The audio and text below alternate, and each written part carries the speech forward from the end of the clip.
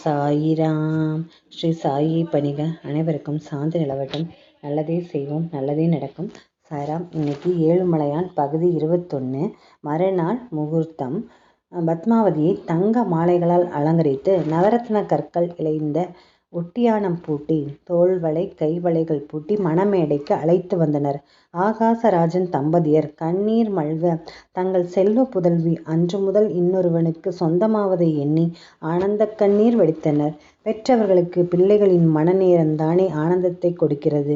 அந்த ஆனந்தம் ஊற்றெடுக்கும் போது கண்கள் வழியாக ஆனந்த கண்ணீராக வெளிப்படுகிறது.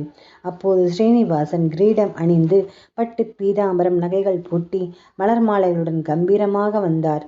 காதலிக்கும் நேரத்தில் ஏற்படும் சந்தோஷத்தை விட காதலித்தவளை மணமுடிக்கும் போது ஏற்படும் சந்தோஷம் அளப்பரியது. ஒரு போரில் வெல்வது எளிது, தேர்வில் 100 மதிப்பெண் பெறுவது எளிது. ஆனால் காதலில் வெல்வது என்பது அவ்வளவு எளிதல்ல.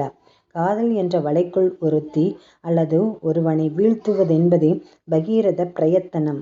அந்த காதலர்களின் மனம் ஒன்றுபட்ட பிறகு பெற்றவர் என்ன, உற்றவர் என்ன, உடன் பிறந்தவர் என்ன, நண்பர்கள் என்ன, யார் வந்து பிரிக்க நினைத்தாலும் அதில் அவர்கள் தோல்வியையே தழுவுவார்கள். இந்நேரத்தில் எந்த மிரட்டலுக்கும் பயப்படாமல், அதே நேரம் மிரட்டும் நம்மவர்களின் உயிருக்கும் ஏதும் நிகழ்ந்து விடாமல் இந்த காதலில் வெற்றி பெறுவதென்றால் சும்மாவா? அதிலும் பத்மாவதி தன்னை காதலிக்க வந்த சீனிவாசனை கல்லால் அடித்து விரட்டினாள். இருந்தாலும் விட்டாரா மனிதர்? விடாப்பிடியாக இருந்து அம்மாவிடம் சொல்லி அரசன் வீட்டு பெண்ணையே வளைத்து வெற்றி பெற்ற கம்பீரம் அவர் முகத்தில் தெரிந்தது. பிரகஸ்பதி, பிரம்மா, வசிஷ்டர் ஆகியோர் ஹோமகுண்டத்தின் முன் அமர்ந்து மந்திரங்களை ஓதினர்.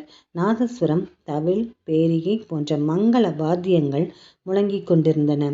இறைவனின் திருமணத்தை பார்க்கும் வாய்ப்பு கிடைத்ததை எண்ணி வந்திருந்த விருந்தினர்களுக்கெல்லாம் மனதில் பரவசம். வசிஷ்டர் ஸ்ரீனிவாசனை இரத்தின கற்கள் பதிக்கப்பட்ட மனையில் அமரச் சொன்னார். அவருக்கு கங்கணதாரணம் செய்து வைத்தார். அந்நேரத்தில் மங்கள வாத்தியங்களின் ஒளி அதிகரித்தது.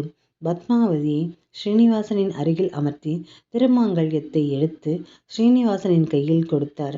அவர் பத்மாவதியின் திருக்கழுத்தில் திருமாங்கல்யத்தை சூட கோட்டு வாத்தியங்கள் ஆர்ப்பாட்டமாக ஒலித்தன. கெட்டி மேளம் கொட்டியது. கோடி மலர்கள் கொண்டு வந்தவர்களுக்கெல்லாம் வாழ்த்தினர்.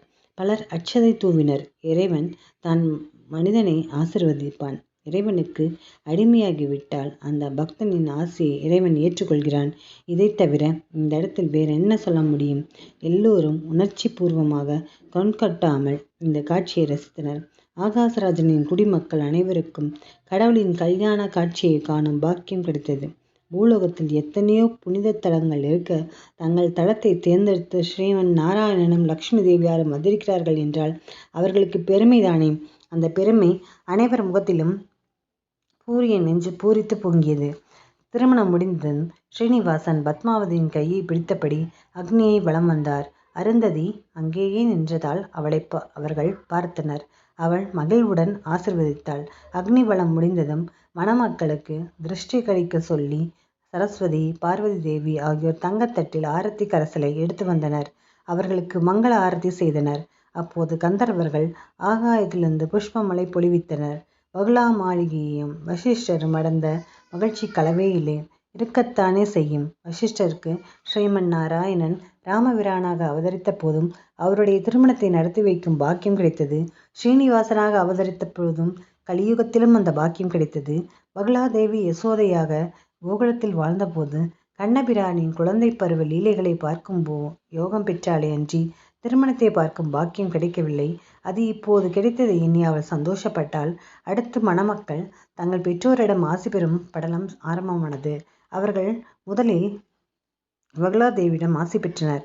பின்னர் மாமனார் ஆகாசராஜன், மாமியார் தரணி தேவியிடமும் அவர்கள் ஆசீர்வாதம் பெற்றனர். பின்னர் வந்திருந்த அனைவருக்கும் மரியாதை செலுத்தினர். ஆகாசராஜன் தன் மருமகனுக்கு சீதனமாக வஜ்ர கிரீடம், மகர குண்டலங்கள், ரத்தன மோதிரங்கள், பொன் அரஞ்ஞான், 10,000 குதிரைகள், பணியாட்கள் என கொடுத்தான். மருமகனுக்கே இவ்வளவென்றால் மகளுக்கு கொஞ்சமா? போட்ட நகைகள் போதாதென்று 2,000 கிராமங்களை சீதனமாக வழங்கினான். சீதனம் என்ற சொல்லை ஸ்ரீதனம் என்றுதான் சொல்ல வேண்டும். ஸ்ரீ என்றால் லக்ஷ்மி, தனம் என்றால் கடாட்சம். திருமணத்தின் போது இன்று வரை எல்லா மணமகள்களும் லக்ஷ்மி கடாட்சத்தை அடைகிறார்கள் என்பது நிஜம்தானே? திருமணத்துக்கு வந்தவர்களுக்கெல்லாம் இப்போது கூட வகை வகையாக தாம்பூலம் கொடுக்கிறார்கள். ஆகாஷ் ராஜனை கேட்க வேண்டுமா? வந்திருந்த அனைவருக்கும் தங்கத்தட்டில் தாம்பூலம் வைத்து கொடுத்தான். விருந்தோ தடபடலாக இருந்தது. எதை சாப்பிடுவது எதை விடுவது என்று சொல்ல முடியாத நிலை. அனைவரும் ஆகாசராஜனின் அன்பு மழையில் நனைந்து திணறித்தான் போனார்கள் என்றால் சொல்ல மிக இல்லை. உண்மைதான். இன்னைக்கு சிறப்பானது ஒரு கல்யாணம் நடந்திருக்கு.